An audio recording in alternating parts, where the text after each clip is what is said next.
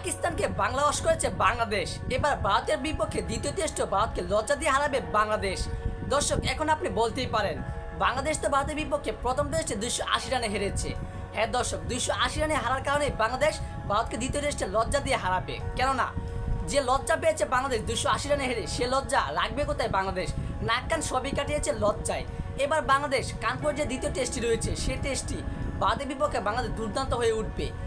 কেননা বাংলাদেশ তো হেরেছে। যদি আপনাকে কেউ একটা লজ্জা দেয়, কোনোভাবে লজ্জা দিয়ে থাকে, তাহলে আপনি কি সে লজ্জার প্রতিশোধ তুলবেন না? অবশ্যই তুলবেন। সেক্ষেত্রে বাংলাদেশ ক্রিকেটও বাংলাদেশকে যে লজ্জা দিয়েছে ভারত, সেই লজ্জাটা অবশ্যই বাংলাদেশ ক্রিকেট তুলবে।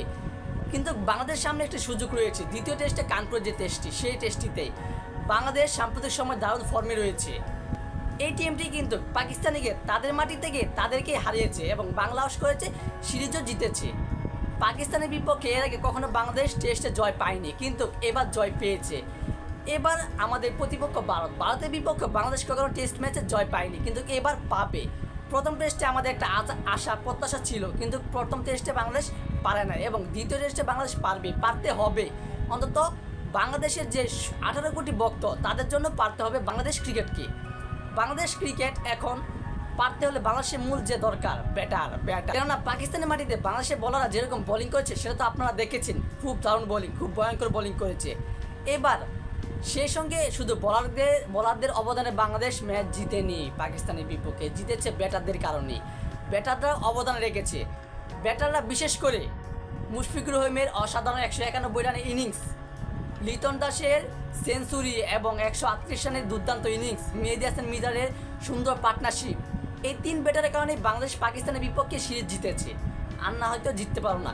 কিন্তু ভারতের বিপক্ষে এই 3 ব্যাটারই একদম পারে নাই। আর স্বাভাবিক পারতে নাই পারে, কিন্তু বাকি যে ব্যাটাররা ছিল তারা তো অন্তত পারার দরকার ছিল, তারাও পারে নাই। সেজন্যই যে পাকিস্তানকে বাংলাদেশ যদি এই টিমেই হারাতে পারে, তাহলে ভারতকে কেন হারাতে পারবে না? চেন্নাই হেরেছে বাংলাদেশ 280 রানে, কিন্তু কানপুরে বাংলাদেশ অবশ্যই জিতবে। জেতার জন্য বাংলাদেশের ব্যাটাররা অনুশীলনে দুর্দান্ত হয়ে উঠেছে। তারা প্রতিনিয়তই অনুশীলন করা শুরু করেছে। কেননা ভারতের বিপক্ষে আমাদের জিততেই হবে, তারা বুঝে নিয়েছে বিষয়টা। বাংলাদেশ ভারতকে হারাক, আমরা সেটাই চাই। ভারতের বিপক্ষে আমাদের টেস্টে কখনো জয় হয় নাই এবং সেটাই আমরা দেখতে পাচ্ছি। সেজন্যই বলছি দ্বিতীয় টেস্টে বাংলাদেশ ম্যাচ জিতবেই। দ্বিতীয় টেস্টে যদি বাংলাদেশের ব্যাটাররা, বিশেষ করে ওপেনিং জুটি তো কী বলবো, সাদ্দাম ইসলাম, জাকির ইসলাম খুব ভালো না। যদি লিটন কুমার দাস, মেহেদী হাসান মিরাজ এবং অধিনায়ক নাজমুদ্দিন শান্ত, মুশফিকুর রহিম, মেহেদী হাসান মিরাজ, এই 5 জন যদি একদম দাঁড়িয়ে যায় ভারতের মাঠে, যে কানপুর যে টেস্টটি হবে, তাহলেই বাংলাদেশ ম্যাচ জিতবে। আর বাংলাদেশের বোলিং তো দুর্দান্ত। বাংলাদেশের বোলিং নিয়ে তো কোনো কথা নেই। তাসকিন আহমেদ, হাসান মাহমুদ, নাহিদ রানা, তারা যেভাবে বোলিং শুরু করেছে, সেভাবে ভারতের ব্যাটাররা তো টিকতেই পারতেছে না, সেটা তো আপনারা দেখতে আছেন। এবার আমাদের আশা বাংলাদেশ ভারতের বিপক্ষে জিতুক। কানপুরে দ্বিতীয় টেস্টে বাংলাদেশ জিতবে, আমরাও সেটা আশা রাখি, আপনারাও সেটা আশা রাখবেন এবং দোয়া রাখবেন।